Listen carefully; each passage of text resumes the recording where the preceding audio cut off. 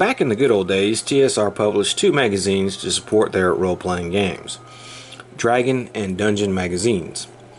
Dragon magazine was full of articles about products and help for players and tips and tricks and stuff like that, while Dungeon magazine was more for the serious gamer and would publish many adventures for various campaign settings.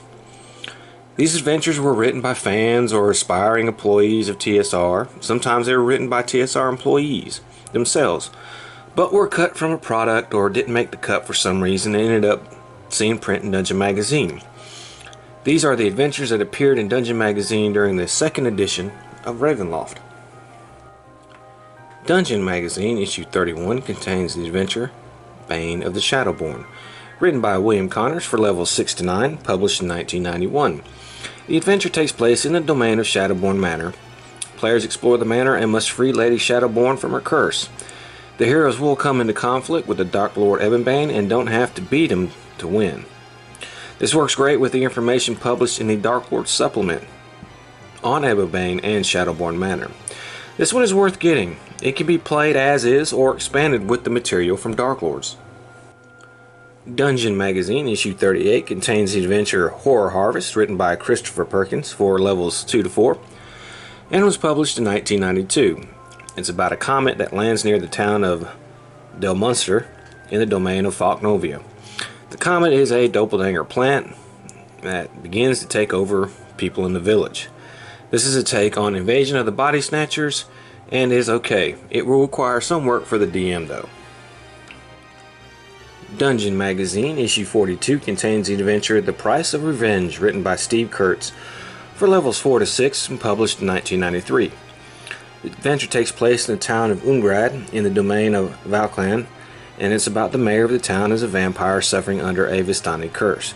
The adventure becomes a vampire hunt, kind of like Salem's Lot, and the town is well detailed and a good little mini adventure to plug in a campaign for Valchan. Dungeon magazine issue 50 contains the adventure Felvik's Cat, written by Paul Collette for levels 6 to 9, published in 1994. The adventure takes place in Valchan, and Felvik's Cat is a cursed item possessed by the spirit of a mage that seeks revenge against the Dark Lord of Valchan, Baron Erk von Karkov. The heroes will come into possession of the item, and if they do not confront the Baron, the item will end up turning against them and try to destroy them. This is a really good adventure and worth getting. The domain and castle Pantera are well detailed, and there are even maps of the castle. This again is another thing that works well with the Dark Lord supplement because Dark Lord has the Baron and his domain detailed in it. The heroes will end up having a confrontation with the Baron. Dungeon magazine issue 52 contains the adventure Laughing Man, written by Paul Collette for levels 5 to 9, published in 1995. Now this is a real short one. This is just more of an outline of an adventure about killing the ghost, the Laughing Man, who was mentioned in Van Richten's Guide to Ghosts. And it also has the Fang and Nosferatu in it from the Hour of the Knife adventure, but it's really not worth getting. Dungeon magazine issue 55 contains the adventure The Sea Wolf, written by Lisa Smedden for levels 4 to 6, published in 1995. Now this adventure was originally supposed to be in the Chilling Tales adventure book. It was supposed to be the Werebeast adventure, but remember that got cut.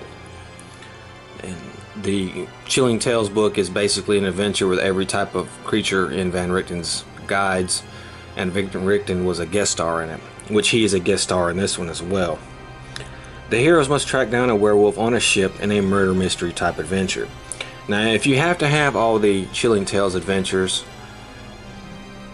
just for you want to have a good campaign that way, or just because you want to, then yeah, this is worth getting. Otherwise, it's not really worth it.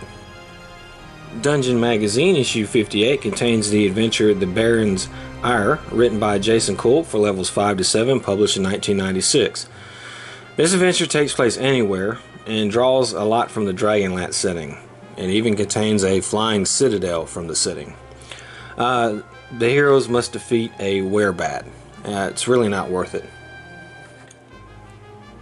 Dungeon magazine issue 64 contains the adventure Last Dance, written by Jeff Cook for levels 2 to 4, published in 1997. The adventure takes place in the city of Ponimus in Richmond. This is basically a haunted house story with a dungeon crawl through a trapped haunted house. It has some interesting stuff in it and is worth getting to plug into any campaign one is running in Richmond. Dungeon Magazine issue 76 contains the adventure The House on the Edge of Midnight, written by Raymond Dyer for levels 4 to 6 and was published in 1999. The adventure takes place on an island that is a pocket domain. So if you wanted to, you could make this a domain that's kind of canon off the Sea of Sorrows. The heroes are shipwrecked on the island and are rescued by Lord Ramsay, who is a doctor. Of course, the doctor's evil and conducting experiments on people, and the heroes have to defeat him and escape the island. This one is okay and has a lot of effort put into it, but it's way too much like Neither Man Nor Beast, which is much better. Last, I want to cover an adventure that appeared in TSR Jam in 1999. This is a compilation of adventures, and each one is for a different campaign setting. This was done to generate interest in Dungeons & Dragons and other campaign settings. It's like a promotional item. The Heart's Final Beat is the Ravenloft adventure, and it was written by John Magnum for levels 6 to 8. The adventure takes place in the domain of Darkon, but when the domain was called Necropolis. So it doesn't take place in the city, it takes place in Darkon, but when it was called Necropolis. But if you just want to play it as it takes place in Darkon, that's just fine. The heroes are sent by the Order of Guardians, introduced in Champions of the Mist, to a stronghold to regain an artifact. It's a straight dungeon crawl, with the final villain being the Whistling Fiend that was mentioned in Van Richten's Guide to Fiends. This is a short adventure, but a good one, and worth getting. Okay, so as far as I know, these are all the adventures for Dungeon Magazine for the Ravenloft 2nd edition.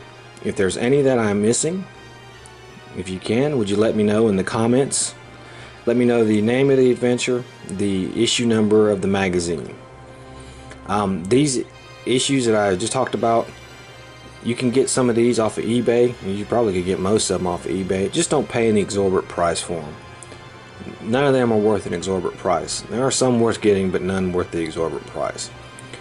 And if you already have them, hey, great for you. I'm not sure if you can download any of these from any internet site. I haven't seen them there. So I think Dungeon Magazine may be the only way to get them.